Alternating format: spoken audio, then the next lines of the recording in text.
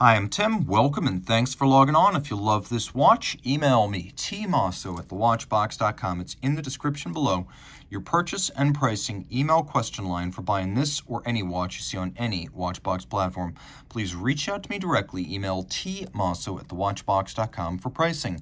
Launched back at Basel World 2011 as the Senator 70s, this is the Glashütte Original Vintage 70s Panorama Datum or Panorama Date. It is a watch in the 1970s tonneau integrated bracelet steel sports watch genre, and boy was it a decade ahead of a surge in interest in this type of watch. So it's 40 millimeters in diameter by 11.7 millimeters thick, and if we measure from side to side, that is end to end, the total distance across the wrist is 50.1 millimeters. We'll open up the clasp and put it on my 16 centimeter circumference wrist, and you can see it wears nicely. It's broad, but not too broad. I could recommend it for a wrist of 15 centimeters circumference or smaller. It's flat. With a sloped case flank, it will sit underneath the cuff, and it's very comfortable. Here's your down the barrel shot. We'll get a little bit closer. The bracelet is integrated, of course, and you can see that from the bottom, every single link on both sides is removable for fine-tuning the fit. But we also have a push-button slider system with approximately 1 centimeter of incremental adjustment. So you push the little Geo logo, and then you slide in and you slide out. The bracelet is tapered down from the lugs, and it has remarkable tolerances. You can see how the pieces are sort of countersunk together, and there's almost no lateral movement. It's very impressive. We have staggered link size, alignment, and finish for contrast. We have a thick gauge steel single fold deployant clasp with a twin trigger release, so you have to press both to open it up. It will not inadvertently pop open. Case band, as you can see, is narrow and satinated. We have bevels along the top and bottom of the case band. You can see them running end to end from lug hood to lug hood. We have a minimal crown guard profile, and we do have a screw down crown here. The watch is impressively water resistant. It's not a dress watch. This is the real thing, a sports watch. 100 meters.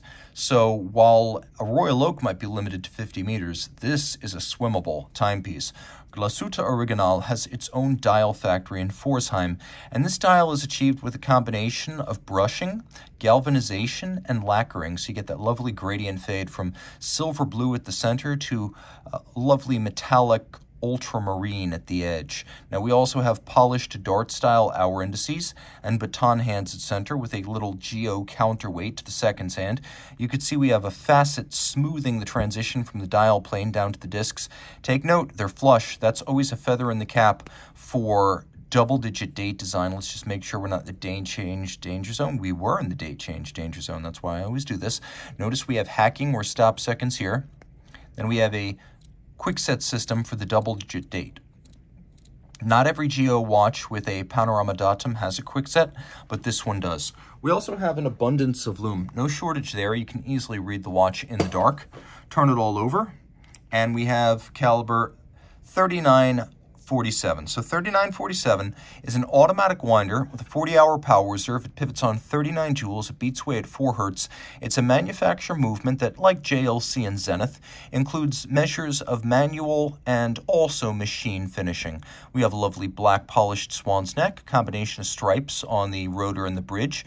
We have a lovely solarization that's executed by hand on the reduction wheel for the winding system, snailing on the edge of the bridges, and then satination on the train wheels. We also have polished screw heads and solarization on the mainspring barrel. It is a good-looking watch inside and out. And of course, that is Glashütte Original's own movement. Not only do they make their dials, not only do they make their movements, they even make the tools used to make all this stuff, and they have their own schools for training watchmakers and tool makers. The advantage of buying from a fairly small and fairly elite East German watchmaker with a tradition dating back to 1845, because it is this company, not the modern A. Lange & Söhne, but this company that is actually the direct legal descendant of the company founded by F.A. Lange in 1845.